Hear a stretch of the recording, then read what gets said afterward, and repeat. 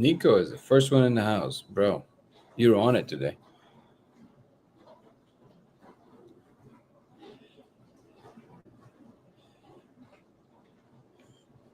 Oof. We'll let everybody flow in slowly.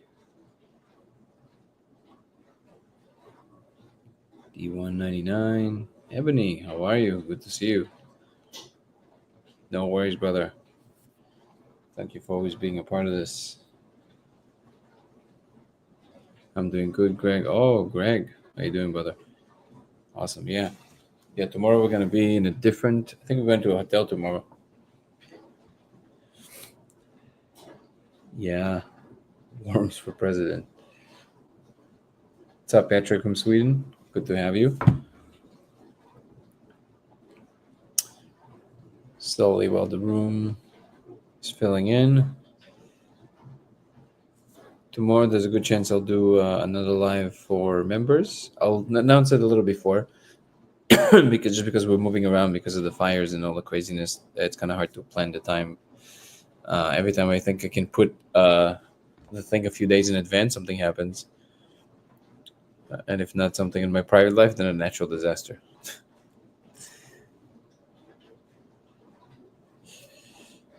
Welcome, Simulation Talk 1, Delphina, Sarah, 153. I love watching the numbers go by. I go to a 10-second science conference 2025 in Denver this summer. Sounds like fun. We'll see. We'll see where the wind blows. Bad metaphor right now. Bad metaphor. Bad metaphor. Tapping in from Tampa, Florida. Good morning, Jonas. It's really early or late, depending on how you look at it. What's up, Dubstep? And Nash Vegas on Twitch. I'm always excited to have people on Twitch. How do we get more people on Twitch, Nash Vegas? How do we get at least 3 or 4 people listening on Twitch at the same time? Because I think I don't remember if I need 3 or 5 or 7, one of those 3. And if I can have that average throughout one live, I think I then get to go to the next level of whatever it is on Twitch, so I can retain the lives in the account, so that way people watch them even after I'm done. And that can be really helpful. So if anybody feels inclined and they want to go watch us through Twitch as well, that would be super helpful. The Twitch handle is Dango X83, right? Yeah, Dango X. Oh my God, I'm so crazy. Laser X83. I don't even remember. I saw the technical looking paper. Very nice. Thank you so much. That was a lot. Thanks to the help of Nico, who's here with us on the live. He spent many years in academia, and he offered to help me write the paper, and he helped me arrange the information. So my beautiful fiance and Nico helped me write it up, and I'm very happy that they did. I feel very grateful, and it was accepted. And we submitted one more that should be accepted soon. We need to correct some stuff about the math, but this is me rambling about it. Thank you so much, Worm, for president. I appreciate you. Worms for president. Yeah, I think my idea at this point is kind of known. Presenting it is always good to new places, but I think it's kind of going around. It's more about showing some progress, which is the thing I'm going to be working on now. Oh, that reminds me, I need to send that message to Laszlo. Forgot to respond to him today because things were so hectic. Respond to Laszlo. He's been so gracious with his time. I appreciate him. Laser X83, yep. Dubstep, that's exactly what it is. Nash Vegas is saying Twitch is unique when it comes to discovery. Most successful Twitch streams create a base on other platforms, then they plug their stream through that. Well, that's what we're doing here. Nico is saying Kelsey's final touches made all the difference. I mean, I think we all contributed something substantial, but yeah, Kelsey is definitely indispensable. I would like to think so. That's why I'm marrying her. Because she can write papers. That's the main reason.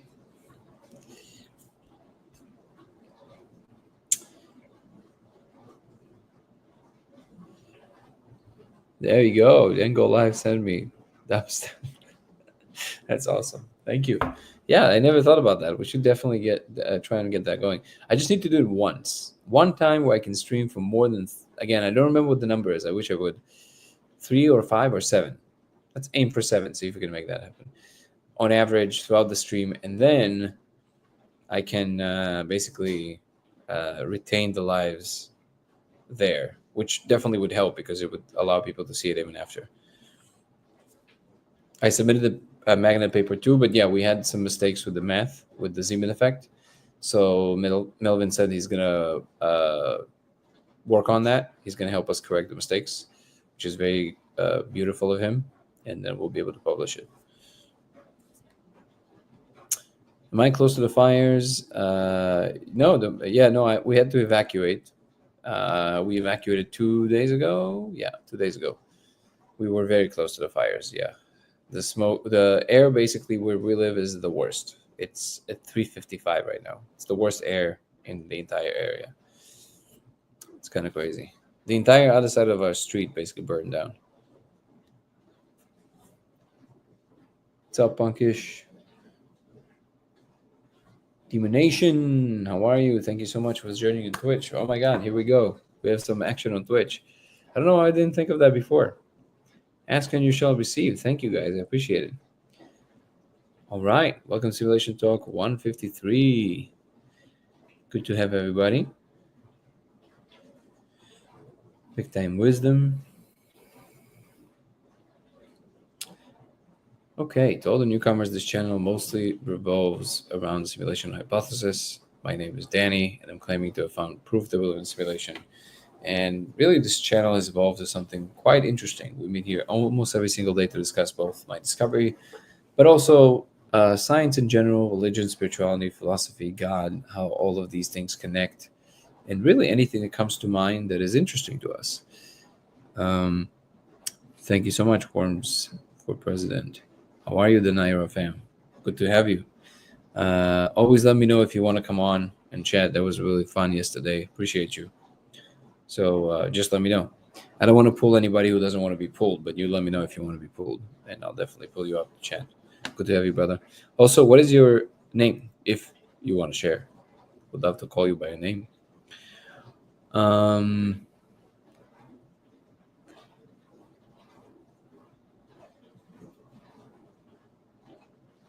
What's Cookie? Carmen. Would love to come on, but I want to know more about simulation theory. Sure. We'll touch on some basics today. Absolutely. I think we have enough new people. Would it be possible to bring Melvin in for a live Q&A? I think it would be. The only thing is time-wise.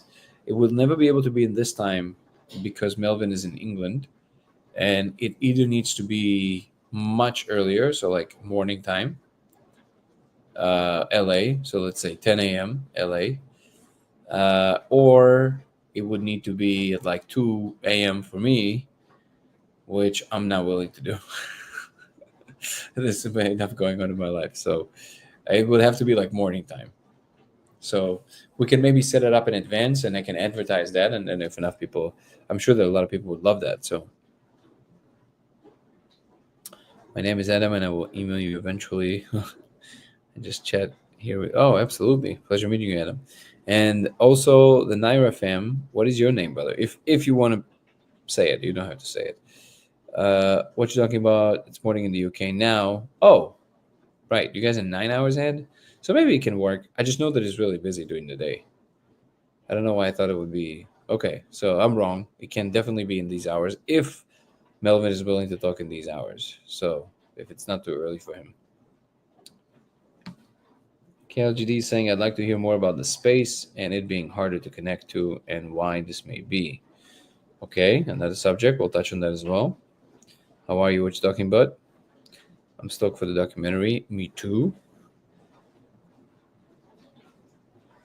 Also, if you are in the live and you feel like you want to throw in some likes, doesn't matter if you're on X or TikTok or YouTube or Twitch, every like helps. The algorithms definitely like that.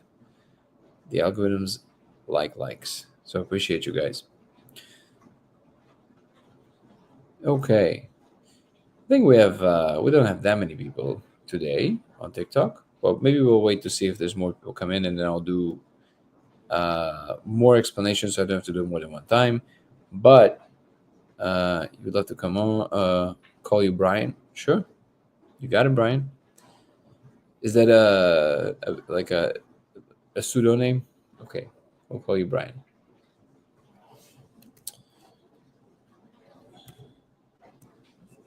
Let me just.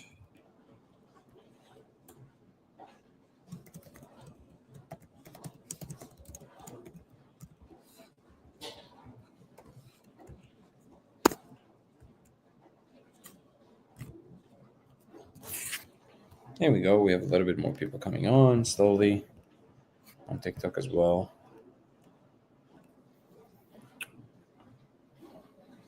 LA is UK is waking up. Good. What's up, Art Vendelay?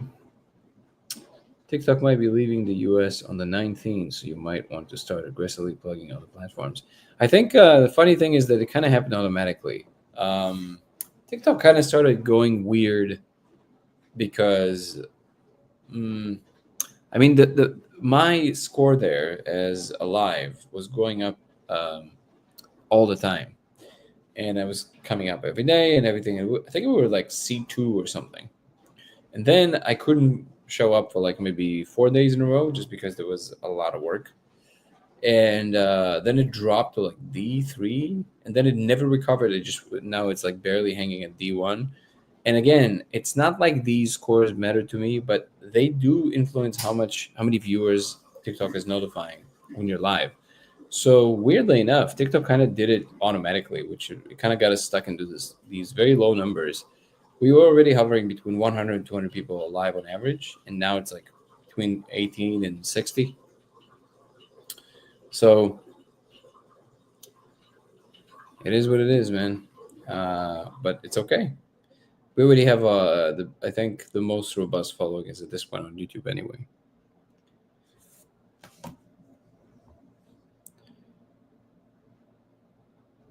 Simulation fundamentals, we have free will. Unfortunately, nothing gives you free will, but will the documentary be released by June? I want to help organize the screening. Most likely not, but I will definitely let you know. What's up, Brandon?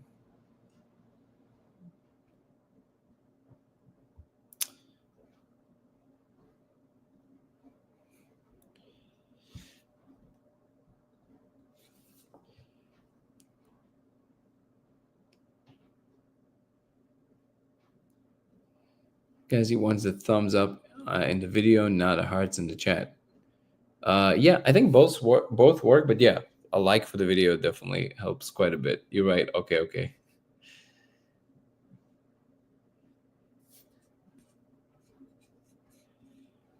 Bad news, I'm afraid. Thrombosis in my left leg, this time caused by my flight. Even after hydration and regular leg flexes, etc. Need any positive thoughts and prayers I know work. You got it, my Brighton. Is this something that happens to you on a regular basis? That's crazy. Sending love and prayers, brother.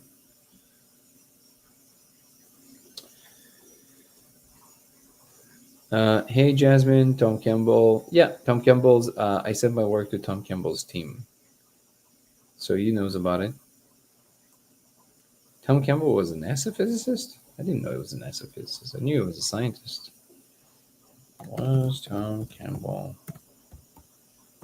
an NASA scientist?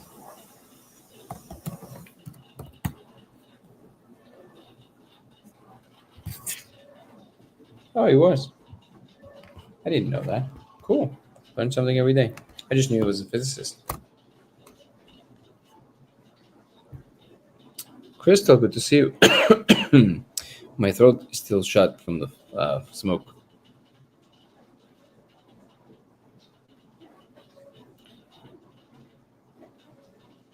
Yeah, let's send Brighton all good energies to help him heal quicker. Happens on my initial flight out and again on the way back. We'll update this the Discord to keep the chat on topic. Wait, I think I'm missing also the data point as to where you were flying.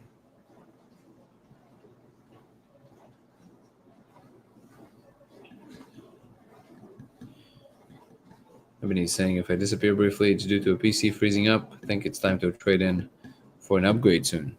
That sounds exciting. Everybody needs a new laptop. UK to Greece. Greece is beautiful. It's terrible that that happened to you there. Also, Ebony, we're gonna know that if you disappear briefly, it's due to your PC and not to Men in Black, not to MIB. Thank you guys for the likes. Okay, I think it's enough meandering. Maybe we can dive into some basics for all the newcomers that want to know about the basics of my claims, as well as for what the simulation theory in general entails. I think it's a good catch up. So this channel mostly talks about the simulation hypothesis, but not because of the theories.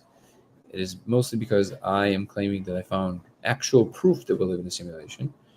And in fact, one of the interesting things is that I never cared about the simulation hypothesis. I thought it was not interesting at all. I thought it was kind of ontological dead end, simply because it makes things very arbitrary from a certain point. If we believe it's a simulation, and at this point I know for a fact it is, then you're kind of beyond whatever your space time is doing. You don't really know what are the reasons for the underpinnings of your own laws of physics, because it can be for infinite number of reasons that have nothing to do with logic. Might be on a whim because they decided A versus B, right? So and also the thought was, why would it ever? How could we ever possibly interact with the real part of what's outside of the simulation, right? What's up, Trisha? Good to have you. And hello to you too as well, Crystal. So then, this is why we're working on the documentary, and if you guys haven't watched the trailer, you should, because it says quite a bit about what the discovery actually is. The trailer lives both here on TikTok and it also lives on YouTube. The YouTube channel is Dango Thoughts, DANGO Thoughts. So if you're on other platforms, I highly recommend you go follow the channel, because also all my longer videos are there with a lot more information. And in the trailer, we're basically outlining the what I'm claiming to be the discovery, that if you project a diffracted laser on the surface and you ingest a spirit molecule, which I cannot name here in the live chat, you will see code running in surfaces. On the surface, this statement might sound underwhelming, but when you dig into the details and how it appears, it becomes apparent that something very substantial is going on here. And I've been vocal about this for years now. So we meet here every single day, and I'm discussing the implications of this experimentation. So now, aside from that, I can't name it because it's a classified substance. They will flag the jet. That's why. So we call it the spirit molecule, but you can just Google the spirit molecule and it will tell you what it is. And basically, if you want to think about the real situation versus what is portrayed, let's say in the movie The Matrix, the big difference is that it's basically the opposite of what the movie portrays. So it's not like we're stuck in the computer software and outside there's the real world. In reality, the real world is what we call computational, the majority of everything that exists. And we are merely one slice, one part of that largest computational space, our space time, our universe. And that is a very different picture, because in that picture, you don't have a base reality, you don't have an external world, you just have infinite computational layers. And what I'm proposing is that now there's a way to probe into this claim, not just to talk about it philosophically. So that's the gist of what we usually talk about. If you want to know the details, of course, I would highly recommend you just watch the trailer. It's very well made, very compelling, and it's 4 minutes long. It's not very long. Let's go. Could core be crossbred with assembly theory? I need to reminder what assembly theory is. Let's see.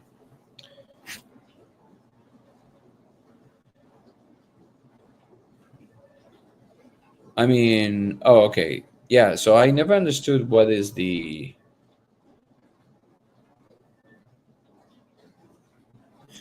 Yeah, so I remember in vaguely assembly theory, what I don't understand about it is why it's almost like it's saying water is wet. I mean, it's essentially just posing the most obvious things, right? The things are made out of bigger pieces. What, and I guess I need to dive deeper into the specifics of it, but it sounds to me like it's so true as to be trivial and not important. What type of valid research have been done? By the way, I agree with you. So far, Rich, we have over 2,000 people worldwide that see the exact same thing, and now we discover that the laser also the code seems to be reacting to magnets. So now there's a whole new set of experimentation that we're proposing, but it was not put through an official double-blind peer-reviewed study, but that's on the way. We're working on that now.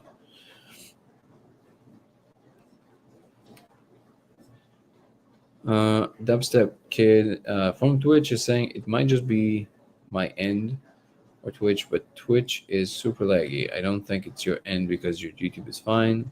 And I've never seen your YouTube last before, so I think Twitch is just bunk right at this very moment. But I'm gonna keep here. Oh, thank you so much. But no, but if you feel like you want to watch the live, please come back to YouTube. If you have a way to do both, great. But if you don't, then come back to YouTube. It's all good. I prefer that you listen to what we have to say and participate. Excuse my voice, by the way. Again, it's a little shot still from the smoke. Is it the same classified substance that's in KFC secret recipe chicken? I don't think so. What are your recent developments with which you can tell us, and are you able to interact with the code in any response? Anything you could share right now would be great. Only whatever we know about the magnets. That's the if you're starts with a D exactly, Jasmine. If that's what if you already heard about the magnets, that's what it is. That is the newest. That is the newest in the block.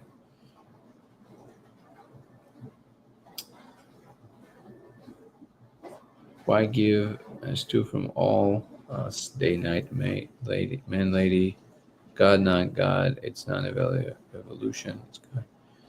Good writing.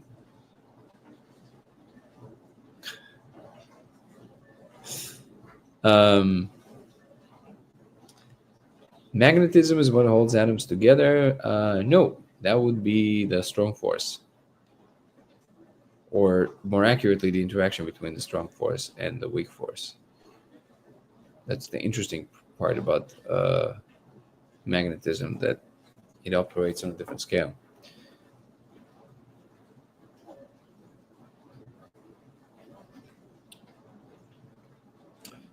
Ken Wheeler has some good videos that show actual magnetic fields through some special treated sheets. You can see the magnetic field changing when magnets are induced. Yeah, it's a known experiment. It's not Ken Wheeler's experiment, but sure. Salmon salad. That sounds good.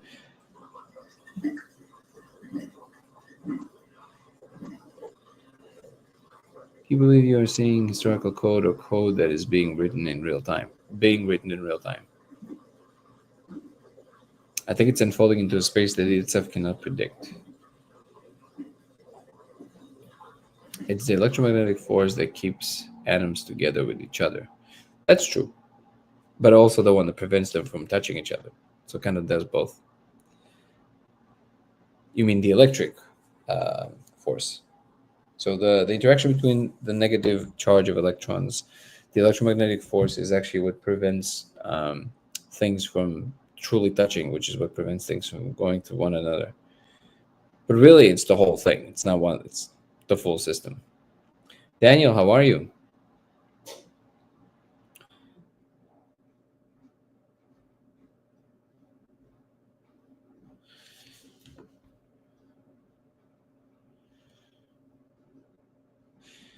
Depression in the Earth's magnetic field. No, magnetic field of the Earth is constantly changing. albeit pretty slightly, usually, and then every once in a while the poles flip. That's a natural process of the core. So it's a completely natural process that happens every once in a while. But it sounds like you're referring to something else. Would you like to tell us more?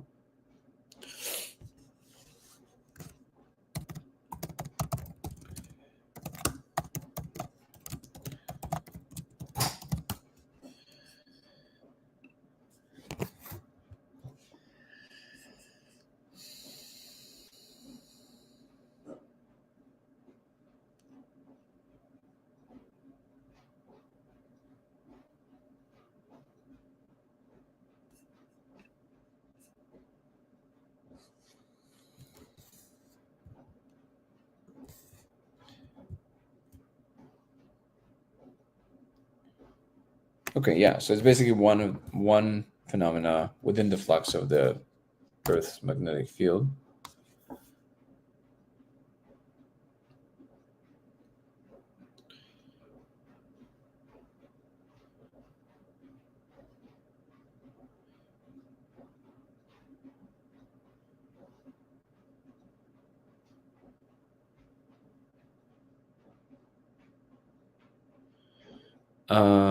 Wait. My Brighton saying when vaping or embedding herbs, use a percolator bubbler for cooling and filtering carbons and oxides. Look for dry herb vape. You can set lower temperatures from 40. Cool. Thanks for the advice. What is that supposed to achieve, my Brighton? I'm guessing that Joe Rogan will try out the experiment soon if he has not done so already. I really hope he invites you to his podcast before the release of the film. I hope so too, or maybe after the release of the film. We are getting new possibilities and no need to think about higher concepts if it is not including us. This is the same level thing. I think I kind of agree with that.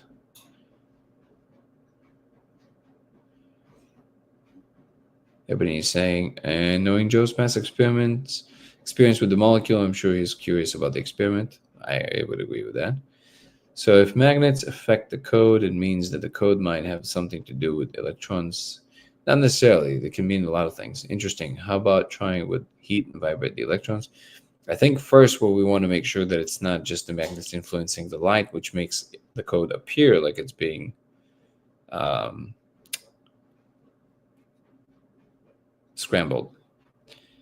But it's gonna have to go through quite a bit of scrutiny. Things are not that straightforward.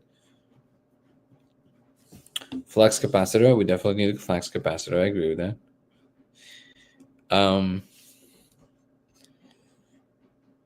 Stops the cough. Yeah, I highly doubt this would work.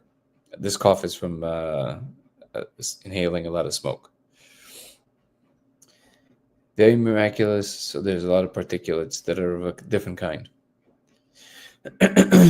Very miraculous is that same pocket to help us understanding that there's more potentially.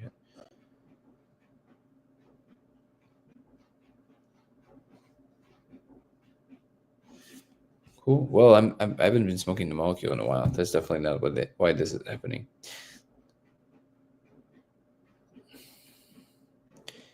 Once again, guys, please do not use mirrors. You will get a laser in your eyeball. I repeat, do not use mirrors ever. Please.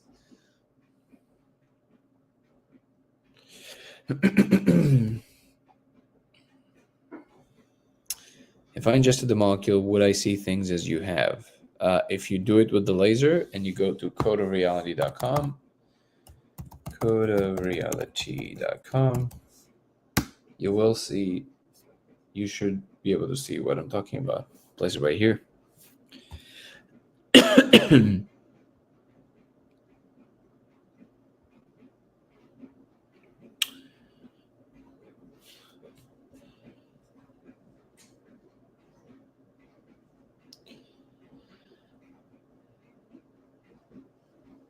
No, you're missing me, brother. There's nothing to do with combustion. I'm telling you that the smoke from the fires is why my throat is like this. There's nothing to do with smoking.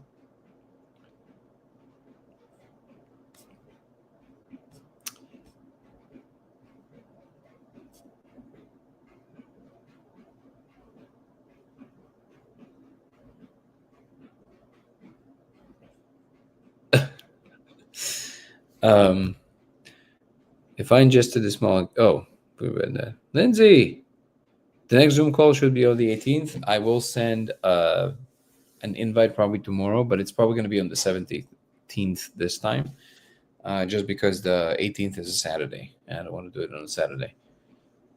Thank you, Ben.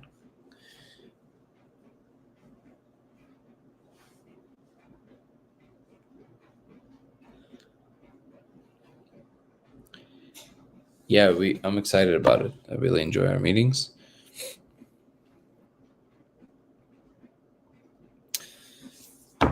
And yeah, if you want to join these meetings, you can check out my membership program on YouTube on Dango Thoughts, Dango Thoughts. All you got to do is sign up from the second tier and higher, and you will get an invite to our Zoom call, which are very fun. And again, I appreciate all the members that joined because it helps me focus on this work more full time. And thank you again, Ebony and Ben, for being so generous in donating memberships to people. They've been donating so many memberships. I can't even count how many they donated. It's incredible. I'm so grateful because it helps build the community faster. And as I always say, now it's my job to maintain the level that will make people want to stay. But I'm so grateful for you guys. Thank you. Ebony is also helping with the Discord. She's managing a lot of it. Lovey Whittles also helps to organize it. And we also have Azamoon in there. And we have Danny who's contributing. And Ben, I can't say enough about you, brother. Ben is going to help me with quite a few projects. Have you seen the satellite images of the LA fires? It's crazy. People can't deduce that the perfect grid pattern being made by the fires are orchestrated. I can assure you that it's not being orchestrated, and people really need to get off this nonsense because, as I've been saying a lot recently, the finger pointing is the problem, right? And I think that maybe it's a product of people not really interacting enough with emergencies in their life. But if there's one thing I can tell you with 100% certainty, is that nobody knows jack squat when an actual emergency is happening. People are way less competent than other people believe, unless they're highly trained to do a particular thing. And the amount of chaos and the amount of uncertainty that happens lends itself to all the possible explanations. So all the possible explanations that people come up with says very little about their intellect, says everything about their emotional predisposition.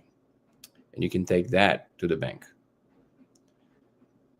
All the people that you would expect. I'm not saying about you in particular, brother, but my Brighton. But it is a thing that I see as one of the most pervasive problems in our world today, which is all the people that you would expect to ring the alarms and blame everybody are exactly the people that are doing that. And they're doing that across the board in every opportunity. And really, in emergencies, we have a golden opportunity to see each other's humanity.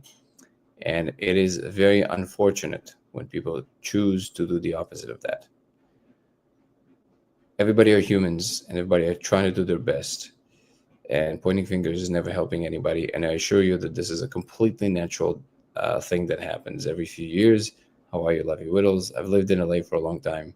This happens every single year. It's just that this is a big one. So when something happens every single year, it is inevitable that eventually you're going to have a big version of whatever that is. The idea that somebody will plan to burn entire communities, not only devastating the entire city, but everybody's lives. And it is such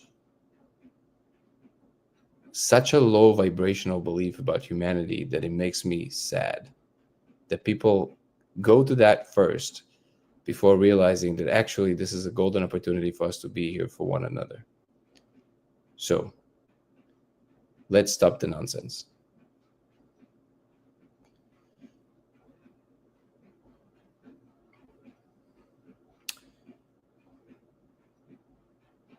The fires have nothing to do with corruption, guys. The fires are the fires. So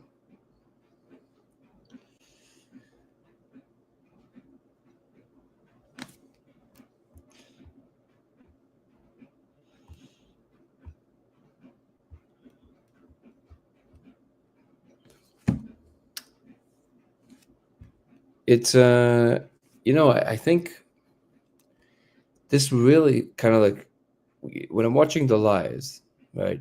And I'm watching all the news and I'm watching all that stuff. It's kind of crazy how people just simply paint the world they want to see, right?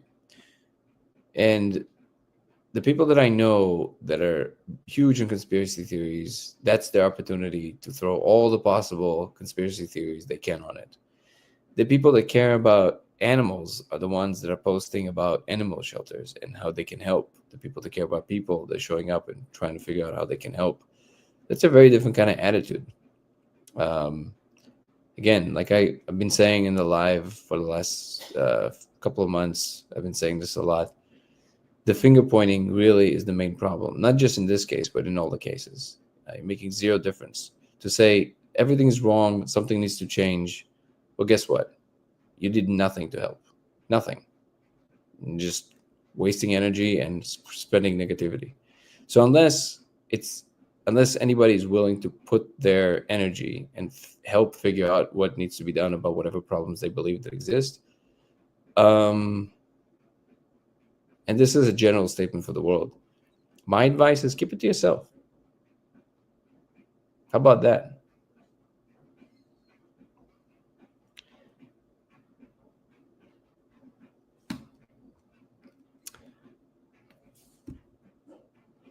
What's up, Dranger?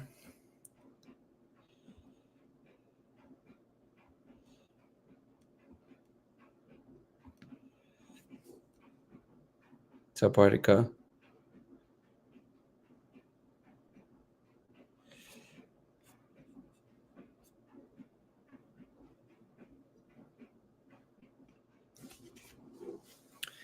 Here's the thing, and this is I can tell you this because I think at this point I'm kind of like and again I want to be super clear. I'm not actually referring to anybody here in the chat because we do have a lovely interaction and a um, good natured conversation always. But I am referring to a lot of people in the media and especially the people with a lot of influence in the media. Um, they're idiots, like top of the line idiots. The people that are running around and telling you things like, "Look at this this house that burned down and the tree is still there." Yeah, the tree has water in it. You're a moron. So the amount of chaos that happens in any natural disaster always entails things that are unclear because of the amount of things that are happening all at once and people are not thinking straight. And the predisposition to always assume the worst, both about humans and institutions. Excuse me.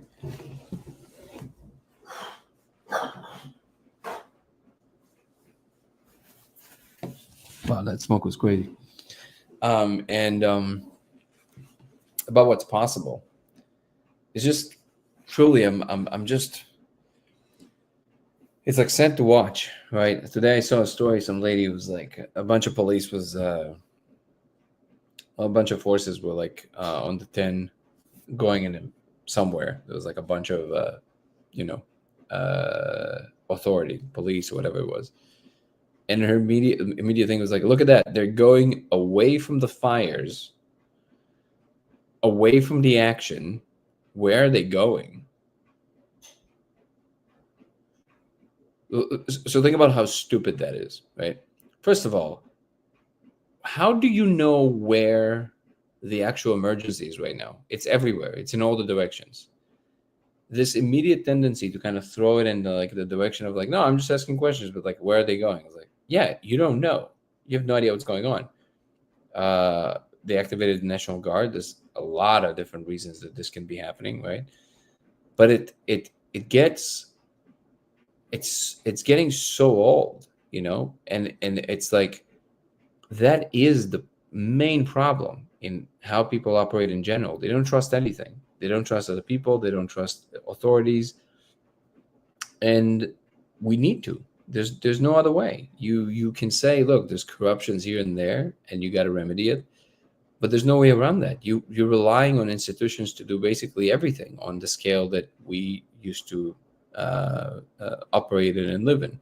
In a big city, you need institutions to operate things. You're not going to go around that. You can go and live in a tent and enjoy that time. But if you live in a city, the the one of the things you accept is that there's, you live in a big society and things are kept in a particular way.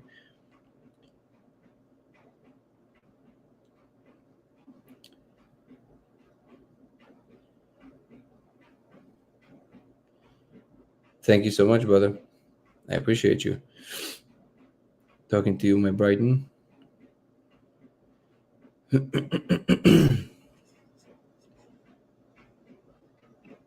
right. So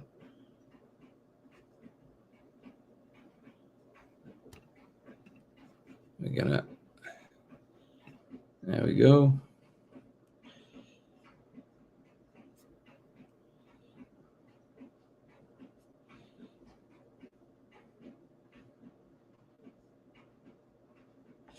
Interesting that you are talking about magnets because I am currently researching the influence of electromagnetic field on the central nervous system with certain frequencies. Uh, cool, Adam. How are you researching it?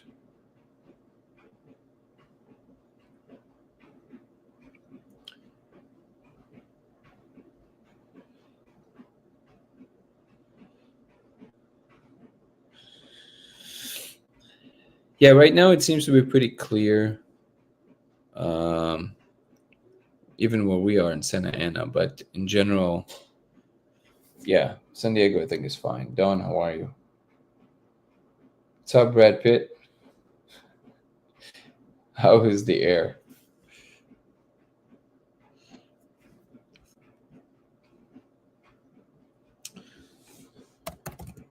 Oh, wait.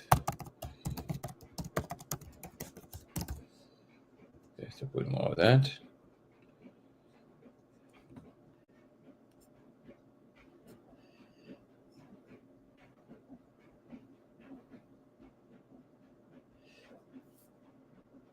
Monkish is saying, thank you for mentioning the telepathy tapes then. I finished them yesterday and I'm amazed by the story. I wish I could go so quick through them. There's I can't connect to her style. I'm having such a hard time. I really want to listen to the rest of it. I'm at like tape 6, I think. But I have such a hard time with her. I can't listen to her.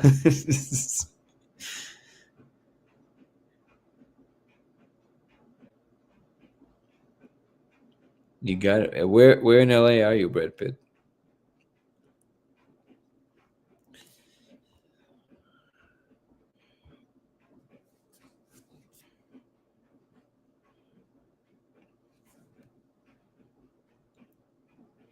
Done extensive research into expired and current patents. Okay.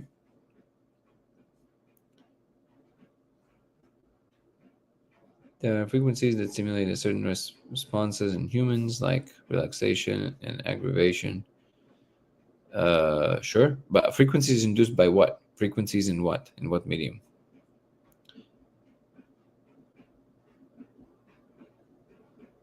Thank you, my Brighton. South Bay. Yeah, you guys are getting kind of the fallout. Yeah, so I live in Pasadena, where we literally were like, if you look at the map right now, it's where we live. It's like the air is at 355, so it's basically the worst you can possibly get. I think it's the highest. So we're definitely not going there. Yeah, we are safe. We're in Santa Ana, but yeah, we're not going there for at least a few more days until it clears. It's kind of crazy. The entire other side of the street burned down. It's crazy.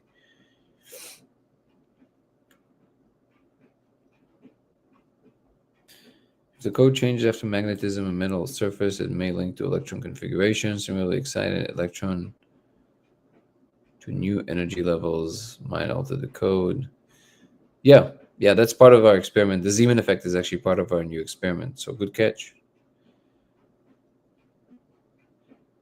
This smoke is probably really toxic if it's burning structures.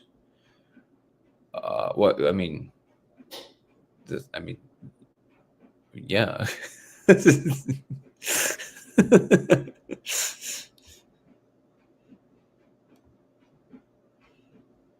Yeah, well, luckily we didn't lose anything yet, but we definitely are very saddened by our neighbors. It's very difficult to watch, and but we're in the same boat, Brad. You guys didn't get it any easier. The smoke is a serious business. You got to be very careful with it. Toxic relationships.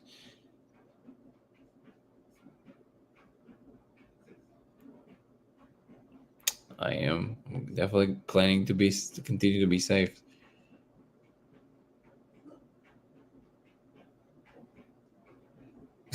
Top of the light idiots. I love it. It's high quality stupid. Yeah, they're high quality stupid. People are so stupid. It just drives me crazy. And I'm saying this without even.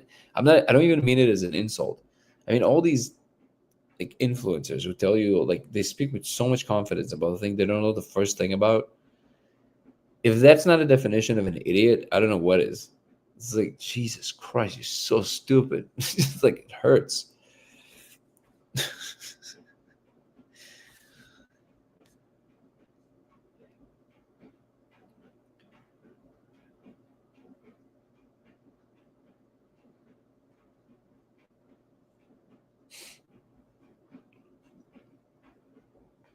The laser you can get Audi O1 at the website that is listed on the screen, codeofreality.com.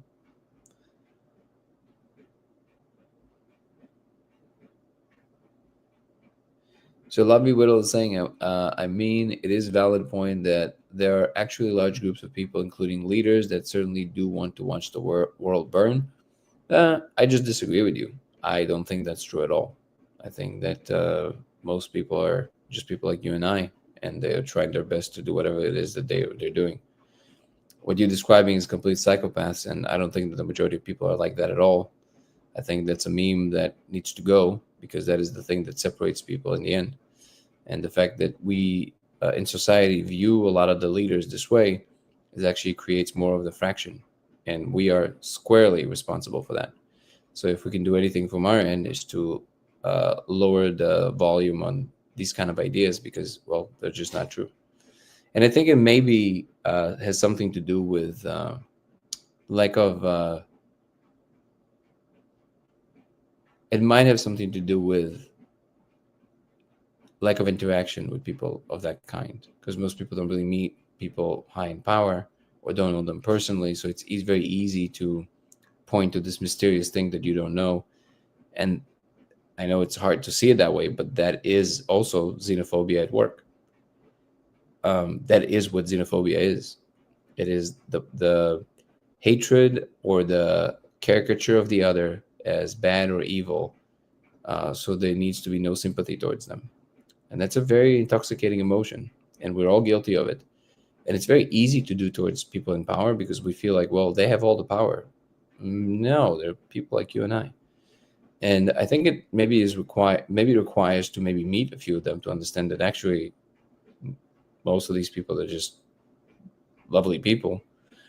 Um, it's the systems that encourage people to do certain things, and we have to take personal responsibility, of course. But if you're operating in a system that is going in a way that incentivizes, let's say, greed, then it's very difficult to do the right thing. And I know we would all love to believe that we would if we would be in that position, but I say don't be so sure. Most people are not heroes. Most people just kind of quietly follow whatever the herd is doing, and that has been, very well tested in many experiments. And yeah, we're not the best versions of ourselves when we're operating in a system that tells us that whatever it is that the wrong thing is the norm, that we're just doing that. And sometimes it's kind of hard to notice it because when everybody are on a certain wave, it feels very empowering because it feels one of the most intoxicating emotions is righteousness. It's a very particular kind of feeling. I would define righteousness as the feeling of feeling right towards a cause, and righteousness lends itself really well to be felt in masses. So you can feel righteous personally, but feeling righteous as a movement of a sort is a very binding and a very strong emotion. It doesn't always make it right, though. Very often, righteousness is exactly the thing that is utilized to mobilize a lot of people and manipulate them to do certain things without them realizing that that's what they're doing. That is quite literally what happened in Nazi Germany.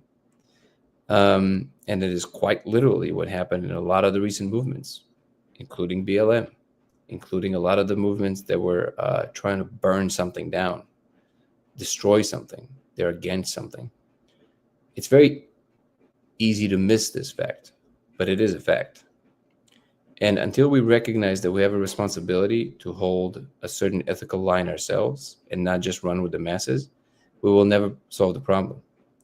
It's easy to point to the powerful people and say they're the problem, when in reality, we're doing nothing to actually remedy the situation from our own point of view and where we stand. So, as guilty as I am myself of all of these things, the extent that I can notice it and the extent that I can help, make the message a little bit clearer around this, I always will, because at this point, we don't really have that much more time. As there's way too many things that are unfolding that are of a literally earth-shattering scale, and they're not these natural disasters that you see. They have to do with human reaction to what's going on.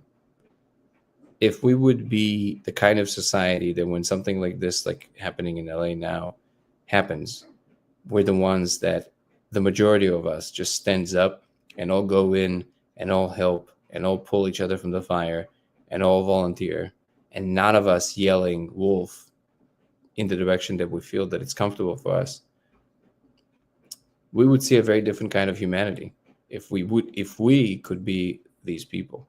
Unfortunately, most of us don't know how to be these people. And I believe that we can learn, and we can learn fast. But that's the thing that I encourage basically every single person to do. And I encourage myself to do, because I fail at that all the time.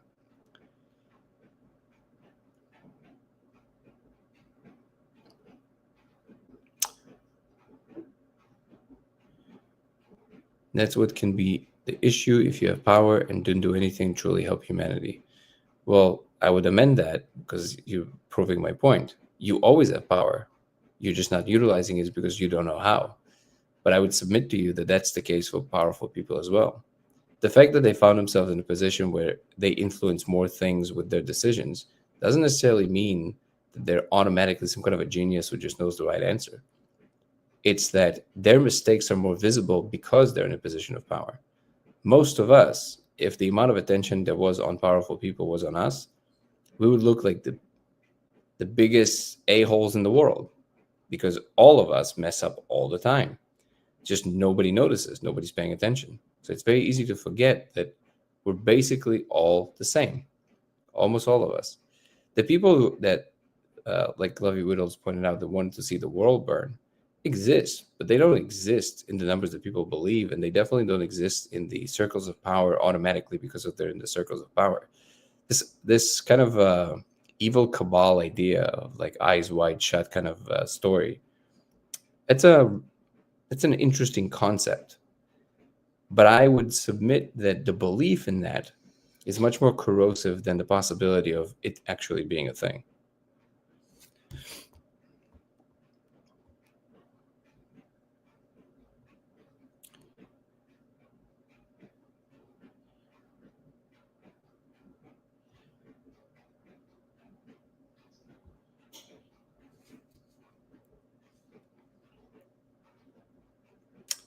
Do you believe in communities, or do you think they lead to isolation and fanaticism? Well, Pepe, if you wait, Pepe, that's my Pepe. That's you, brother, or it's a different Pepe. I don't know if you mean by communities, just groups of people, but obviously it's gradation. People together can create a lot of difference, but in the end of the day, you gotta, just like with a person, it's almost like asking, do you believe that, first of all, if you mean, but do I believe in the value of communities? So yeah, of course, humans thrive more when they're in certain number of people and they feel like they're supported by this number of people. But at the same time,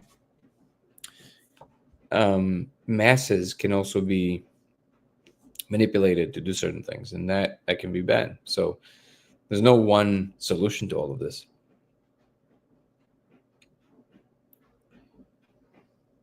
Oh, Q Wiggy. Okay, no problem at all.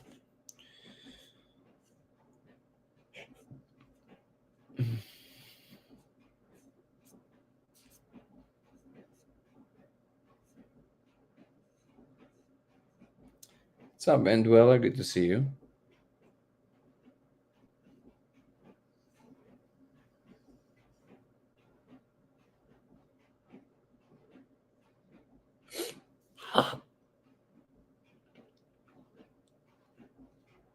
Erdem is saying the medium I use is electromagnetic field applied from a short distance, but research suggests that transmission is also possible via auditory and electrical stimulation. It's an extensive topic. So I think I'm a little confused. So the electromagnetic field is light. You're using light, or do you mean magnetic field? Because those are different.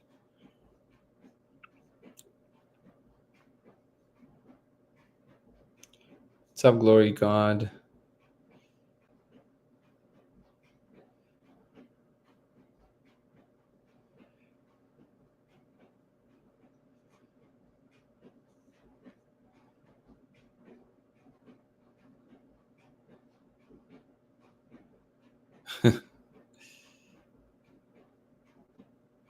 Well, it makes me happy, dubstep kid, that I have a fan in you.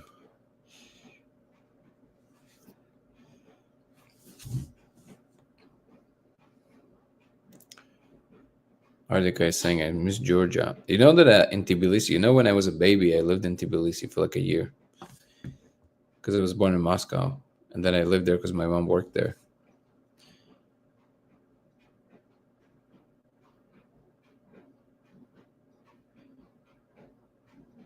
Hillbilly Herb saying, I think some extraordinary stories will come from this disaster, and the most righteous will come together and do something great. I agree with that.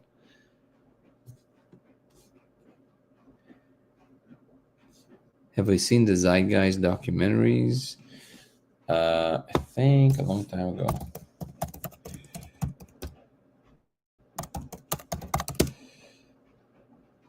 Let's see.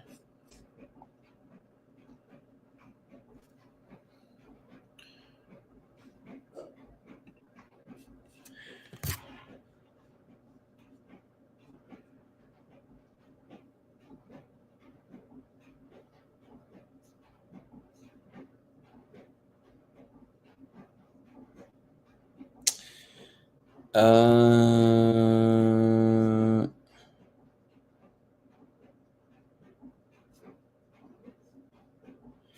oh, yeah, I remember it vaguely. But yeah. Why do you ask about it, Ebony?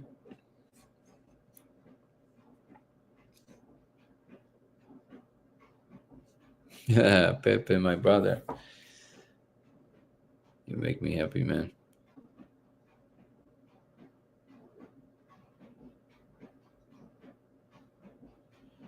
Is it correct that someone has seen the code without substance? Could one perhaps be able to see using stereogram viewing technique? Highly doubt it. It's true that two women that I met claim to have seen it without, but I can't really know. And also, they were pretty, I guess what you would say, ethereal. They're pretty, like, very spiritual naturally. So maybe that has something to do more with their energetic field, less with the magic eye thing. It is the Pepe. Pepe, you're famous. Pepe, you should join our Discord for sure. Ebony is managing the Discord at this point, and Lovey Whittle is helping organize it. It would be great to have you there. Oh, amazing, Artica.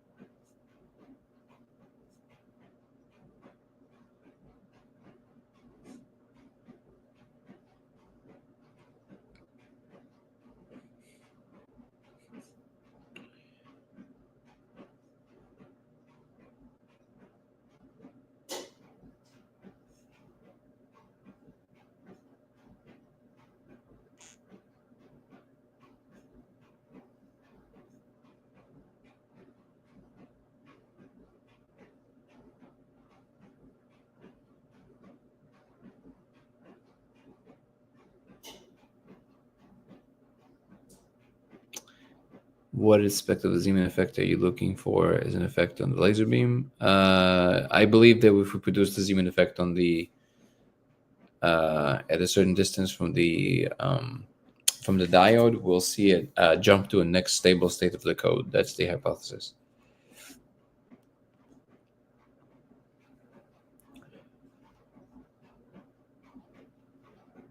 Typically, magnetic field only really makes any significant effect on charged particles, which lasers are not made of.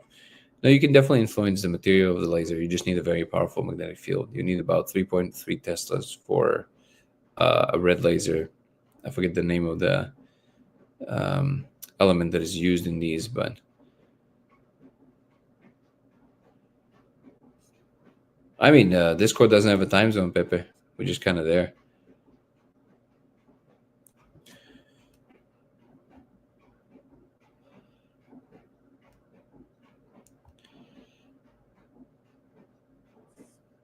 What's up, Lux Iron? Hey, how's it going, man? Hey, Brian, how are you? Doing well. How are you? Doing amazing. Thank you for asking.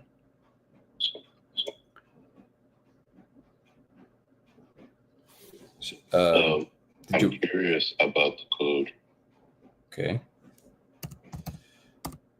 Was it human readable? It's readable? No. Sorry, can you say that again? You cut off. Oh, I'm saying it's recognizable. I wouldn't say it's readable. What do you mean by recognizable? You can recognize that that's a type of a language very clearly. So they're patterns? No, they're language. For sure, language. There's a difference between patterns and the language. It's very clear that these are letters or some symbolic representation akin to a language or a code. Okay. I just don't know enough about this, but like, how did you determine that? I mean, it's a whole. We're working on a whole documentary about it because the process took years. It's not like I won't be able to outline it. Yeah. The process literally took. Yeah, but if you did you see the trailer for the documentary? Yeah. Yeah. That's like I was super fascinated by what I was seeing because I develop games and I don't know, like after a while of like developing games, it's like everything is kind of not what it seems, and that's exactly how it is in games as well. Well, if you develop games, it's much easier to communicate these concepts to you because you're much closer to them. So, the fact that computation is universal, right? That you can technically run it to its ultimate conclusion, which means that you eventually, it's inevitable that you'll be able to basically simulate if whatever is happening in our conscious experience is just a matter of information processing, then it's only a matter of time before we can replicate the whole thing, including all the sensory perception and everything else. So, and this is at this point, an old argument by a white paper that was written by, why am I spacing on his name right now? Somebody help me. Is a Swedish philosopher. I don't know why I'm spacing on his name. Somebody help me here. Well, somebody will help us in one moment, but okay. Yeah, Bostrom, Nick Bostrom. And basically, the argument goes that all you have to allow for is that we know that simulating environments is possible, which we know, of course, 100% is the case. And then all you have to postulate is that we will keep making it better and better and better until it becomes indistinguishable from what we're experiencing now, right? Yeah. And then the question becomes, what are the chances that this is the first time that it happened? Basically, the chances of that is zero, right? So then, because you know that these things are possible, you know they're inevitable, and therefore the statistical probability that we are the first ones to do so is basically zero. So there's basically no chance that you're not in the simulation, right? Now, that last jump seems like you're on board logically, and then your brain goes, whoa, whoa, whoa, whoa. I'm not sure that that's what it means. Which is interesting because that's all the right logical moves, and yet the brain resists it at the end, right? There's no incoherence here. There's no logical mistake. It's, the only other option is that we're the first ones. Now, that's a cool argument, and this is the one that usually Elon Musk uses to outline why there's no chance that we're not in a simulation. So the argument he uses is this exact Bostrom argument. But I personally was never really interested in it because I never thought that we will ever have anything to do with it. Like I was interested in things that we can apply and do, even along the lines of like very extravagant theories of fundamental physics. There's still this one possibility of us potentially utilizing some of that understanding to build something like originally quantum mechanics, not many people thought that it would ever be applicable to anything in our day to day. And then for maybe 10 years from its conception, it transformed the world. The reason that computers are possible is because we understand quantum mechanics, right?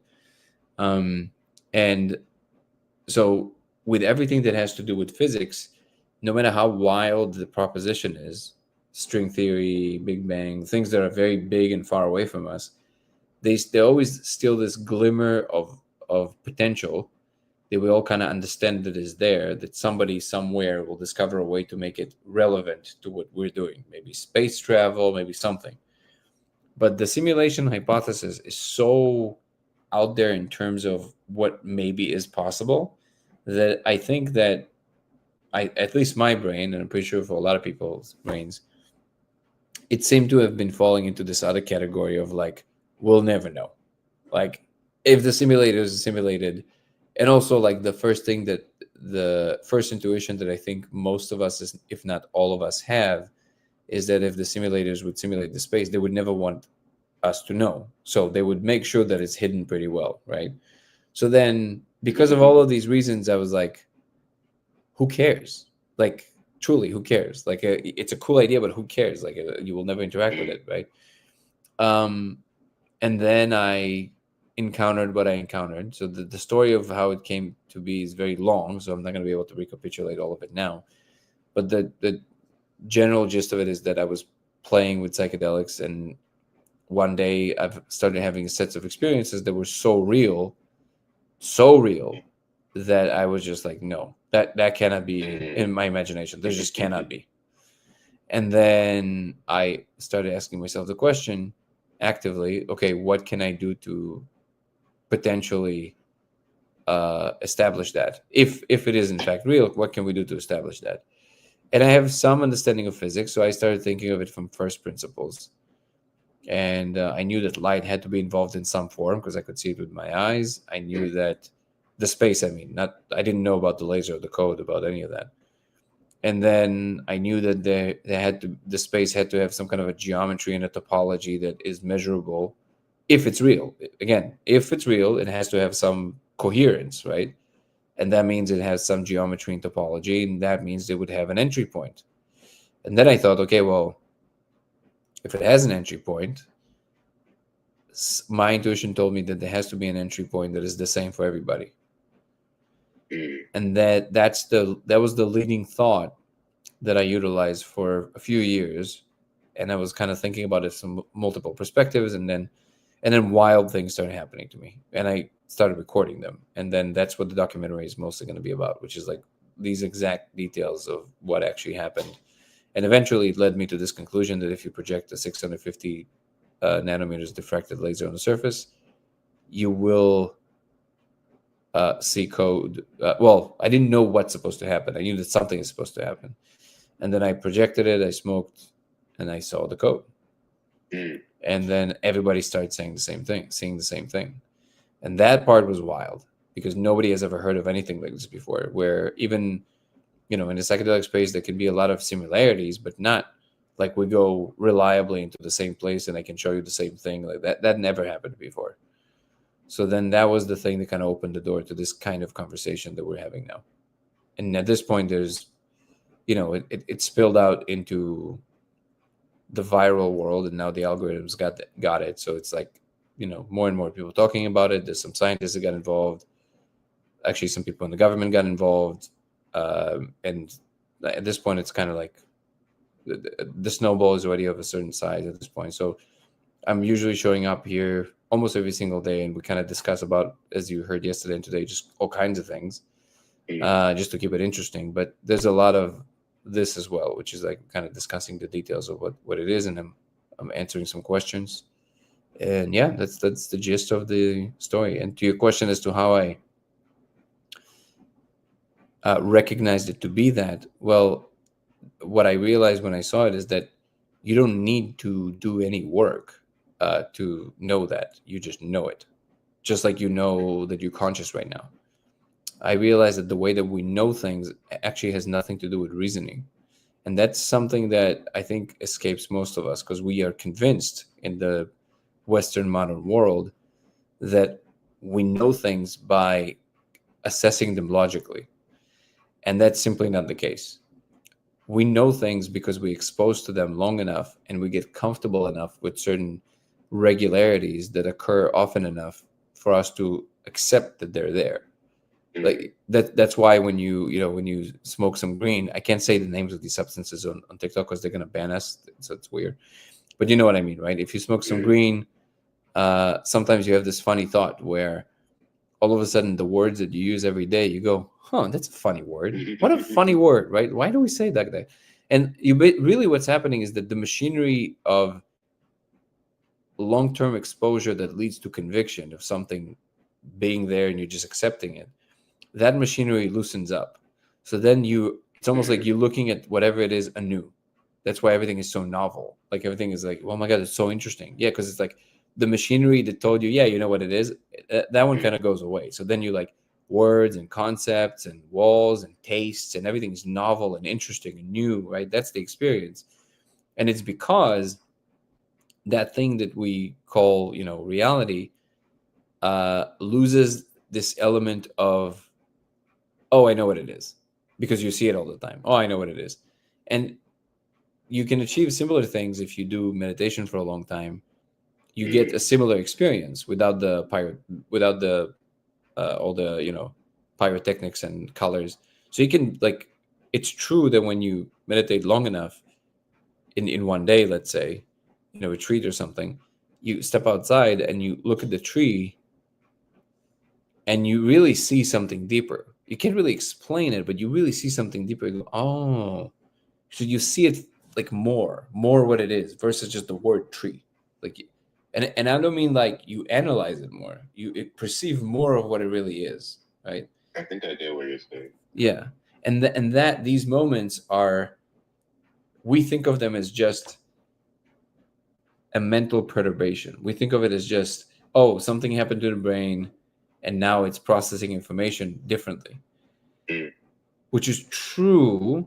But what is being left out is that you're actually seeing more of the realness of whatever it is that you're interacting with, because that the essence of that thing is real. It is there. I guess you can say the soul of the thing, right? And you see more of that. The aperture of being able to see that dimension opens up for you, and it has to do with how we use attention. And in the modern world, because there's so much attention that goes away to very surface things, which by the way, I actually don't have that much criticism of. I know a lot of people do, but it's just the nature of our world at the moment. But it's just a fact that when you do that, then something has to give. And in this case, what gives is the ability to see deeper into the essence of things. And there has to be a balance between these things. You don't want to drop too deeply into the essence of things, because if you do, then you're completely paralyzed. You just essentially, you're one with God and there's nothing you can do, and you're just completely paralyzed. But when you say deeper into the essence of things, can you break that down a bit more, please? Yeah. So for example, the well, first of all, let me just have a point of reference, and you don't have to reveal too much. You can just say yes or no, and we'll just. Have you ever interacted with any of these things at all in your life? No. No. Okay. So it would be a little difficult to explain, but I think the best analogy I can give you is that the realness of something, even though we never think about it, it has I can't particularly like affirm or. Sure. Yeah. Well, we don't know who you are, so it's okay. But I'm trying to find a point of connection so I can explain and meet you where you are. So I think this would be a good example. If you did or didn't, doesn't matter. This would be a good example. Let's just say that when you were talking about the tree, I could understand exactly where you Okay. So that's all I mean. that there's certain experiences of along the lines of what is more real and less real. And the way that I define real here is that it's closer to its essential component. That's the more real version of whatever that is, right? That's without all the definitions and classifications and everything. Yeah, before the linguistic representation of it. Just the pure I see. experience of it. Right, exactly. I think you're nailing it. Excuse me that I'm being so disgusting. It's because of all this smoke. 1 second.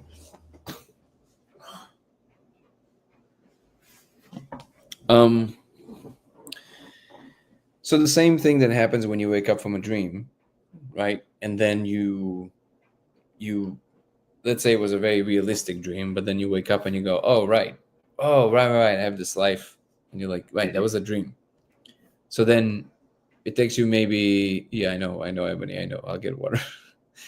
um, it takes you maybe a few seconds, maybe up to a minute, but then you kind of snap out of it and just forget about it, right? Now you might still be thinking about the dream throughout the day if it was impactful enough, but you know it was a dream. Like like after 1 minute, you know it was a dream for sure, right? Yeah. And we never think about that because it doesn't matter to us. But if you ask yourself, how do you know that it was a dream and this is reality? There are actual parameters that your brain is using to determine that. And some of them are very technical. One of them is edge detection. In dreams, things are more cloudy, they're more vague. In reality, things are more sharp, like things are more cleaner, right? And also in dreams, things don't always necessarily continue smoothly through the Mm-hmm. temporal dimension. Sometimes things just change out of nowhere, right? Yeah. And you don't know any better because you just kind of flow with whatever happens. But when you wake up and you look back, you say, that doesn't make any sense. And here it seems that things do make sense. Like this follows this. And so that's different than in a dream, right? So notice that there's two states of consciousness, and you don't need a scientific grant to tell you, well, how do you know this is not a dream?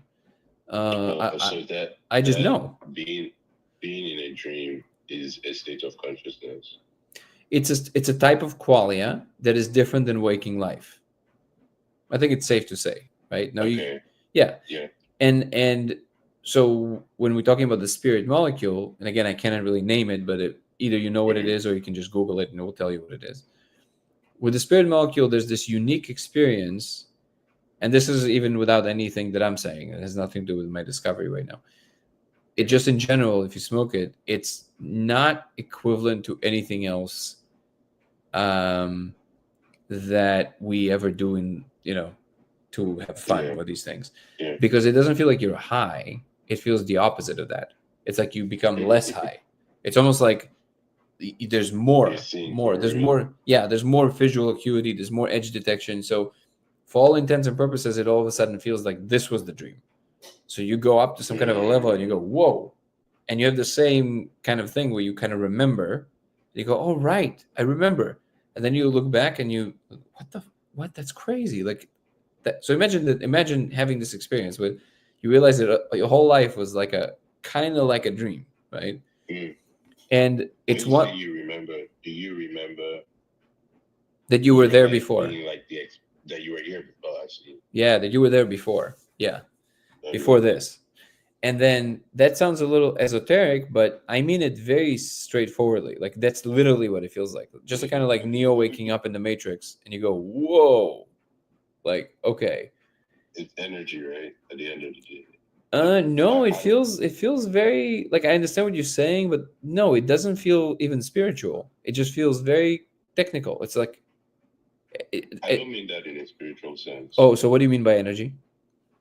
I mean how, well, if I were to think about it in terms of like a game, if a character dies and I respawn another character, it may use the same memory that character was using before.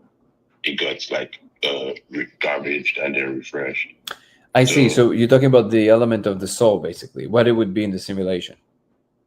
Yeah, what it would be in the simulation, being that like if it's reusing energy, because it's not like that, like where does that energy go? And if you're saying like you can remember, what if you're tapping into that level of energy where it's basically like seeing the the different levels of the code. So you might be writing the code through like a scripting language, but underneath that, it might be like C++, and underneath that is like assembly language. I see what And you're like the asking. deeper you go, Yeah. like you can like see more of it. So actually, that's a really great question. I don't usually get to interact with it from a technical standpoint, but I love that. So it seems that, and this is only what I gather so far, is that this code is a little different. It doesn't operate like the way we do it. Um, so there's a few reasons for that, but it doesn't go through the chain of commands that we're familiar with. So it's not like you have a prompt and then it goes to the levels to the compiler to the machine level and then tells something to a binary, hexadecimal, all that jazz, and then gives you an output that is being translated to some kind of an output device, right? It's not how it works. So if you ask yourself, how could you create a computer code language, whatever you want to call it, um, that will not only code for the parameters of new environments all the time. In other words, how can you guarantee that the evolution of infinite number of worlds will keep going infinitely? And at the same time, you need some kind of a mechanism by which the second the new possibility was explored, you need some kind of an algorithm to then write some fundamental new layer code, let's say like a new floor to this new coherent space, and then you have to code that space with all the parameters of what we experience as consciousness. So how do you guarantee that you do that? Well, you need, first you have to use some kind of a fractal because fractals evolve forever, and you need a fractal that will guarantee infinite surprising stable complexity. And one of the things that answers these criteria the best is the Mandelbrot set, because the shoreline of the Mandelbrot set evolves forever and you can never know exactly what it's going to be, right? And it allows for this new, like infinite iteration of new structures all the time. So from what I saw, the code essentially follows the shoreline of the Mandelbrot set. And then you have certain parameters, and I don't know how this part works, obviously, but it seems that there's some kind of almost like a base code that has the ultimate set of meta rules or meta rule that when it go, imagine like it's a little package, and it travels in this larger exploratory like just a code that basically registers all the parameters of that shoreline.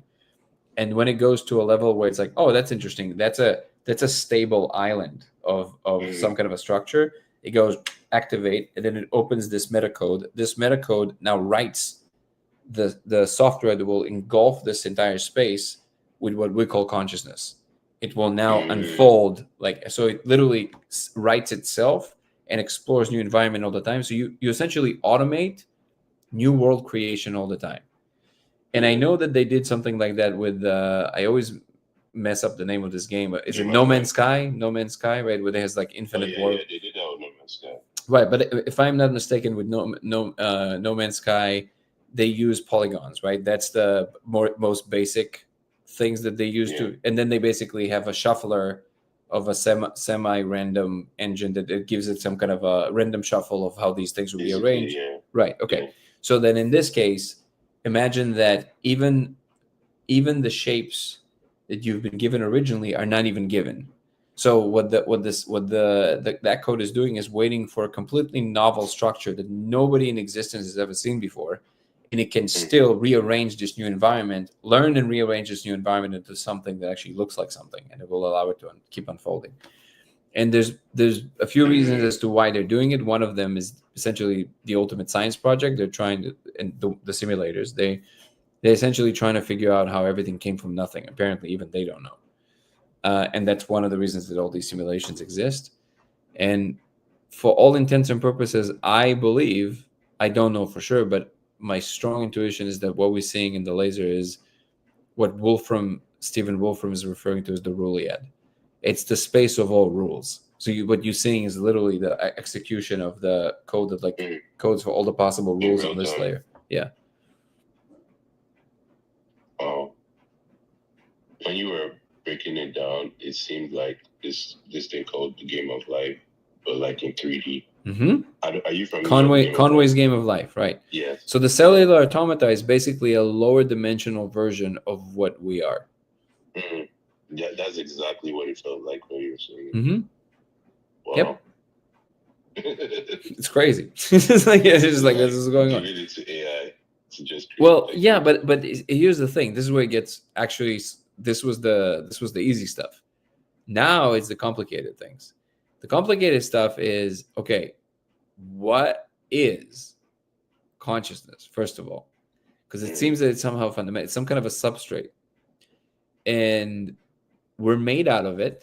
But at the same time, we also made out of what we call the bulk. We're made out of this thing we call.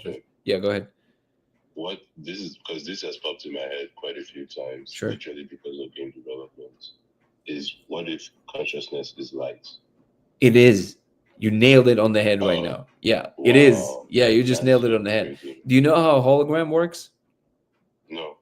So in a hologram, you have a source light. You have one laser, and it comes in and it splits in two with a beam splitter, and then it's bounced through mirrors to meet itself at a target. So you have one beam, there's a beam splitter, splits it into, and then one beam goes here, one beam goes here, and then this beam continues here, goes to a mirror, goes to a mirror, this one goes to a mirror, and they meet each other again. Wow. And when they meet each other again, because it's the same light, because of a quantum effect of quantum ghosts, which is essentially a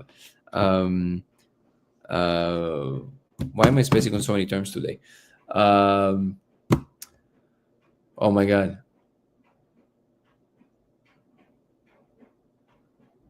Why am I spacing on this? What do we call it when quantum entanglement? Oh my god, Jesus Christ. It's a form of entanglement, okay? So then, because it's the same source of light, it's part of the way it's part of a wave function is that the whole thing knows what the rest of it is doing all the time because it's part of the same wave function. Yeah, so then what happens here is that usually where the source light is coming from, what's called the source light, it hits the object from the back, and then it encodes essentially all the different amplitudes of the different portions of where it's more protruding, less protruding, more dense, less dense. And then it essentially registers that on whatever screen you're projecting it on, which is the equivalent of like a film where you're projecting the light to, right? Now, that part is exactly like in a camera. What makes it different than regular photography is this other side of the beam, which is called the reference light. This reference light actually hits the source light after it already passed the object. So there was an object here, it passed the object, and now the reference light is crossing it at a very particular angle. You gotta align it exactly right, which it will register also not just the amplitude but also the phase. And because you have now those two parameters, you can register the illusion of a three-dimensional shape, which will include the entirety of whatever it is that you projected the first light on, including if it has reflections. Like you can recreate literally the image of it exactly how it was. And then all you do is, in order to make the hologram complete, after you expose it for a certain amount of time, just like you do exposure in the camera, then you remove the original object, the physical object that you had here, and then you remove this part of the light. That's it. Now you just have the reference light hitting the film. And now if you go from the other side of the film, so there's light, film, and then you're looking from this direction, you will see the illusion like the object is still there because it encoded all the information. And that's why it's called the reference light, because the reference light now activates the visual of the screen of the entirety, like of what the object was, without the object being there. So if the holographic principle is correct, which is one of the leading at the moment proposed principles in physics, which is one of the biggest frames that they think is the most promising frame, which is what Pepe is just mentioning right now.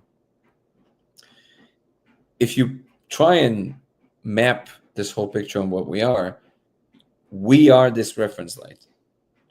Our consciousness is the source light split into two, duality, And then when the source hits the screen, which in our case is space-time, the bulk, the point where the source light and your light, which is the reference light, which essentially is the same in the beginning, where you hit what we call the bulk space-time, that instance is your conscious moment. And then I always think of it as almost like, you know how pistons work in a car, like in an engine, right? When it goes like this and it goes, right? Yeah. So that spark, that that's instances of consciousness, and where they meet, like all three, that's your like conscious moments. Basically, it's the reference light, and we are a four-dimensional hologram projected on a three-dimensional sheet, which is space-time. So now we think of space-time as four-dimensional, but the bulk is actually three-dimensional. We just, if you look at a hologram, the because the sheet is two-dimensional, right? So you have 2 degrees of freedom that you can actually move on, but there's a third dimension implied. It seems like it's three-dimensional, but you don't have the real freedom to move in the third dimension in the hologram. It's all an illusion. You can kind of look around it, but you can't actually go into the z-axis, right? So, and according to me, it's like it's exactly why we cannot move through time, because time is implied, just like the third dimension is implied in the hologram. So we are three-dimensional of operations of freedom, but the fourth is implied. That's where you can only kind of, things just change, but you can't actually move back and forth. You can't accelerate and you can't go back. The illusion of time dilation in space-time is because, notice that it has to do with the flexibility of space-time, the sheet. So just like in a real hologram, where if you're going to fold the sheet, the 2 points of the two-dimensional object will get closer towards a dimension that they themselves cannot interact with. And it's exactly the same thing like with time, because the folding of it looks like it slows or accelerates time, but time doesn't actually exist. It's an illusion of the folding of the bulk. You understand? Or is that too vague? Time, is it that time doesn't exist or we cannot access? You can you can think of, so it's a not straightforward question, because it depends what you mean by time. If by time you mean a physical dimension, like, or not, like an actual dimension that is existing on its own and doing a thing, I would say no. But what does exist, obviously, is rate of change. That definitely exists, which is there's some translation from this moment to the next. And actually, the game of life is a great example of that, because what we see on a two-dimensional grid, there's no actual, nothing is moving, but the translation of the pixels from here, this state to this state of activation and deactivation of different pixels looks like movement, right? And that's and that's exactly what's happening, essentially. Like filling in the gaps, and that's what's causing our perception. Like over time, we're building like this pattern by filling in the gaps. Yeah, and this picture is further complicated by the fact that in a regular hologram, we are an observer looking at it. If we are the hologram, we are a hologram that looks at itself, which is a foreign concept. That's much harder to like think about in real, like that definitely adds a layer of complexity that I don't think is being talked enough about, because that's like, what would that look like, right? That's looking at itself. Yeah, that looks at itself, that understands itself. That's a it's a whole new exacerbated complexity for sure. But if, well, I guess like you said, it's about attention, right? Mm-hmm. So if our consciousness is about attention, and we can pay attention to like observe different things, and that seems to, because it seems like from what I understand, it seems like the moment we look at something, or the moment, like there's a reason people always say like stay in the present or try to be present, or so the moment like we get into the present, there's nothing like trying to like think about that thing. You have to just be there. I feel like I don't know if you've seen like how maybe athletes or fighters like talk about how when they're in the cage they don't have time to think. Yeah, in the zone. in the zone, exactly, when you're in the zone. Mm-hmm. And that's kind of, it still kind of feels like observation, because when you're in the zone, you're not just floating in the zone, like you're there. And it's like you're hyper aware in a sense. Or you closer to what awareness really is. So Mm, basically, you probably know this, but to anybody who doesn't know that the phenomena of flow, it's called flow is a technical term, mhm, and it is a very well studied and measured phenomena. So it's not just kind of willy nilly, just like, oh, I feel good. Like, no, that's a real brain state that you can measure, and it has particular ways to hack it. You can actually enter it in particular. There's a book called The Rise of Superman by Stephen Kotler that talks exactly mhm, about that. mhm, Um, and what he noticed is that when he was following extreme athletes, he discovered that their ability to hack flow is just off the charts, and that's why their achievements are just mm, seems to be superhuman. Because when you're close to death, your brain basically eliminates all other functionalities and all it focuses on is the task and nothing else. So the DMN, the default mode network responsible for self-recognition, basically goes completely quiet. And because mm, of that, you lose the sense of self literally. There's no more self, there's just the task. You become the mm. task. And then it's not like metaphorically, but Wow. the informational pattern in your brain responsible for performing the task is no longer doing the comparing and contrasting with what the the agent in the middle is doing while the task is happening. It turns the agent completely off and there's just a task, and that's what flow really is. And the degree to which you get closer to flow, the more of that is happening. And in the Yeah. book he describes some pretty wild things. Like there was this guy, and he's a very critical writer, so like he everything he reported, there's every reason to Mhm, believe it's real, and some of it is like part of Guinness record, so it's like a public knowledge. yeah. But basically there was this one guy, this is a real story, it's in the book. There was this one guy who is a famous climber, not Alex Honnold, somebody else, I forget who it was. And he wanted to do a solo climb, without ropes or anything. But it was this place where he never really climbed it before, but he kind of knew it, like he kind of observed it before during the day and stuff, but he never really climbed it. And in order to really know a summit, you have to climb it, right? Mm, But he came there at night and it was raining and a thunderstorm. And something came over him and is like, you know what? I'm just going to climb it. mm, And he started climbing it at night in the thunderstorm. So just take yourself to that. And he never climbed it, no ropes. yeah. And he said, this is the craziest thing that ever happened to him in his life. He said, I became the mountain. He said, Mm, I knew in advance where I yeah. had to put my hands. I just Yeah. knew in advance. And he just like climbed all the way up. Like, so like, this is real. This happened. So you can look at that as like, yeah, but that was like a, one off, a fluke. It's like, who cares? If it happened once, that tells you something about what's It's possible, not a right? fluke. But even if you can't say a fluke, because even if it happened one time, the fact Mhm. that it was possible should tell you something, It should right? be explored at least, right? Exactly, yeah. So now we know that that's a really real thing. There's a whole science behind Mm, it. If you can look it up, the science of flow. It's like a real thing.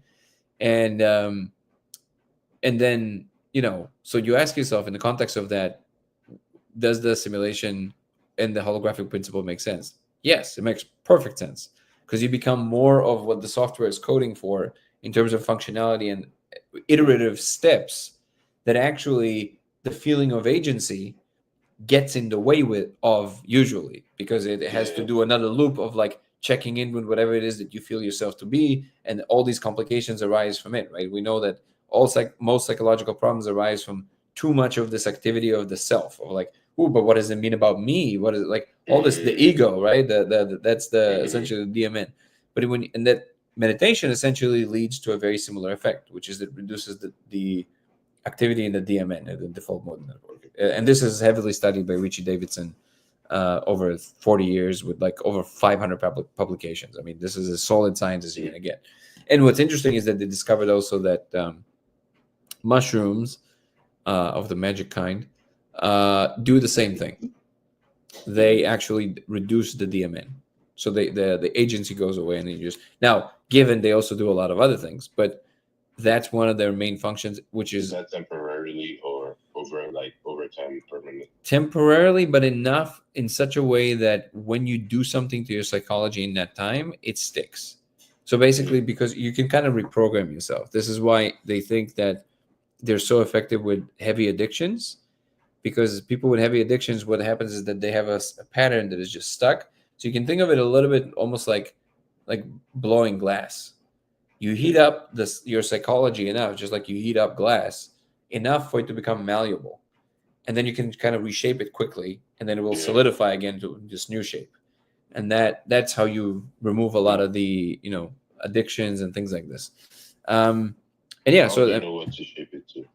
yeah, well, that's a big question. You gotta be careful because it can reshape it the wrong way for sure.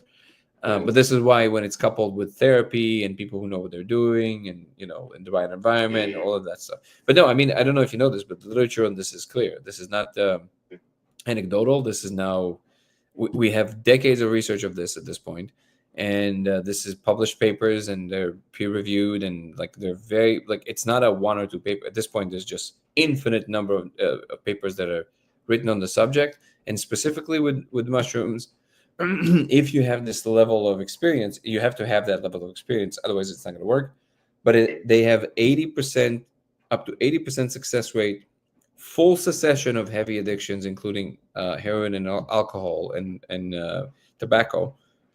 uh, Even with people that have been addicted for it for 20 years, 80% success rate of full cessation for good, mm, even with one or two sessions, which is mm, crazy. Just like imagine you show up one day, you do one session, and you were addicted to something for 20 years, and it's gone, just gone.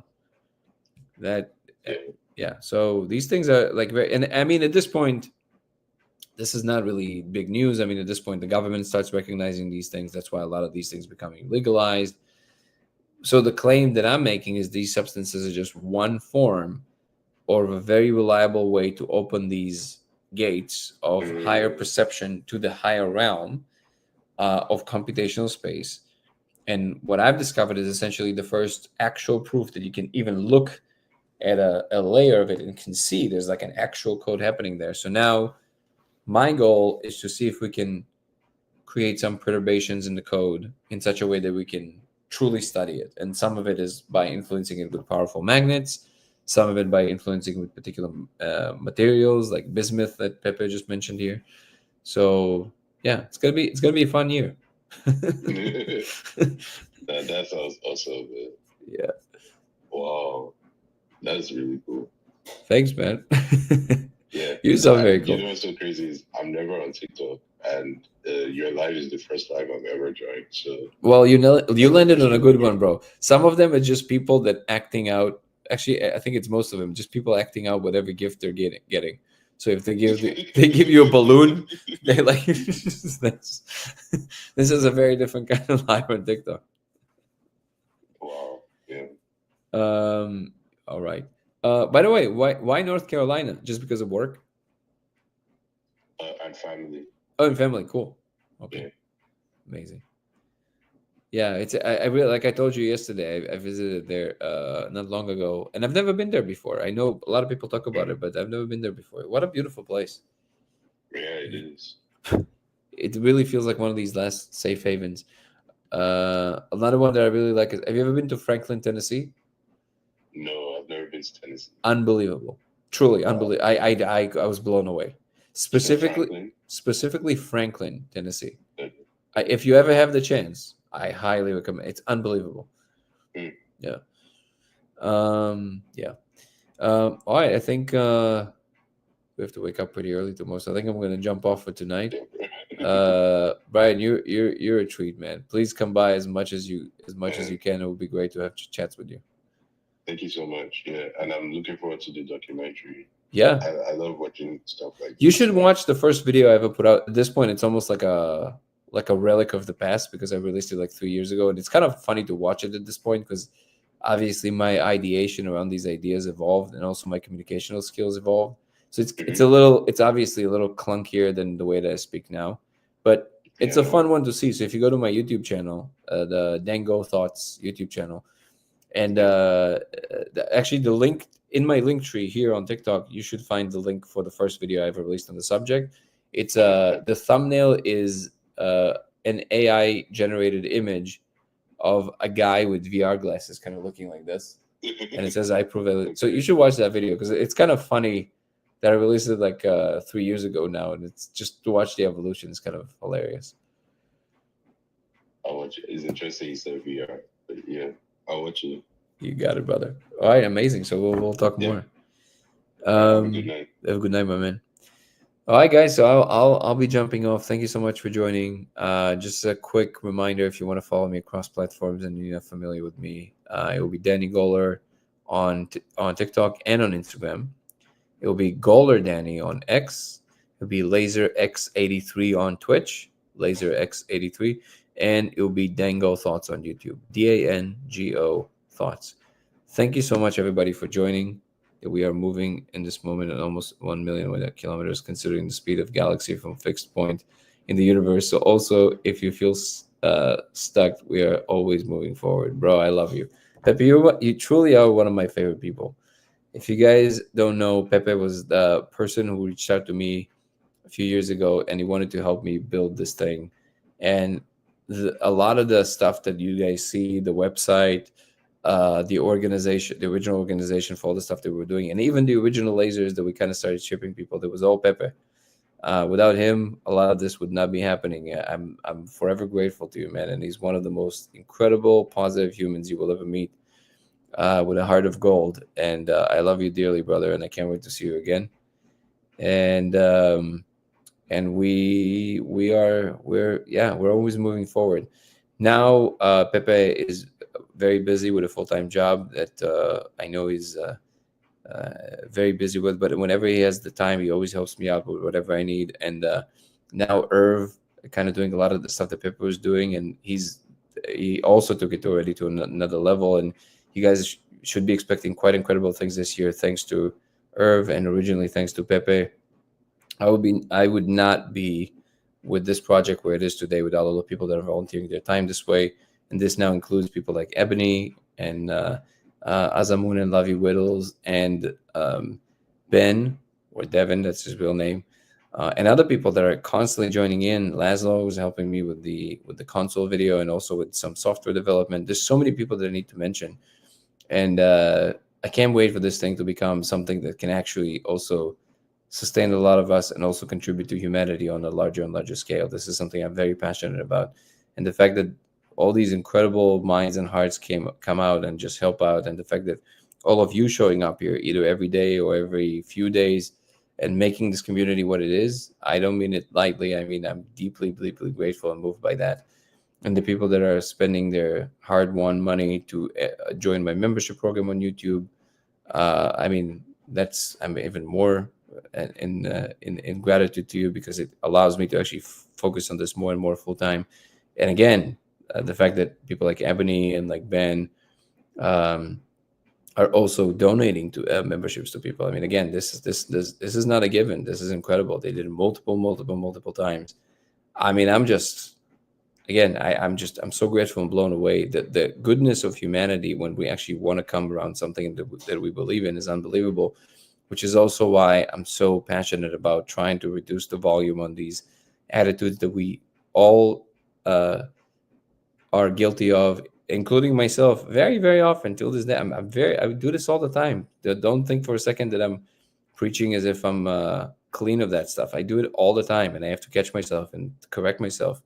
But this criticism thing, man, if we want, we can be so beautiful and we can be so good to one another. So maybe we should start. And this is something that I forget the name of the handle yesterday. It was the other guy that was talking with us yesterday, and he mentioned this book in which the method is you first assume the best about the other person, and you allow them to to walk into that frame. And I think we should do a lot more of that, so we can help each other to walk in the most beautiful frame we can possibly imagine of one another and each other. So thank you so much, everybody, for doing everything that you're doing around this project, including showing up every day. You make it easy for me, and you make it very enjoyable and fun. What else can I say? If you want to contribute to the film that we're working on, you can either follow the link tree in the description for my on my TikTok, or you can watch the trailer about the film on Dango Thoughts on YouTube, and our GoFundMe link page. The link to the page is under in the description for in the trailer. Um, and if you want to contribute in any other way, you can always go to codeofreality.com. You can either order one of our lasers, or you can order a conversation with me. But again, all of these things are only if your financial situation allows you to do so. I would never, ever, ever want anybody to spend money that they don't have. This is why I'm trying to do my best to have as many things not behind any paywall. Everything that I'm talking about in private conversations, I'm talking about here. It's just that in private conversations, I can put more attention on you and address things that are more specific to you. But I don't want anyone to feel that just because some people can afford to pay this amount of money or that amount of money to either talk to me or to be part of a group, that somehow you're missing out on information. You're not missing out on anything. I'm making everything available, and everything is exactly what I'm saying in private groups. It's just that the conversation is being steered more towards the particular direction that the person really wants to talk about. So, all of that being said, I just wanted to extend this gratitude. Thank you so much, everybody, for following, for doing everything you're doing, and I will see you tomorrow. Again, it's codeofreality.com. Dango Thoughts on YouTube, and go check out the content. Go check out the stuff. Love you all, guys. Peace and love. Ciao. See you, everybody. Much love.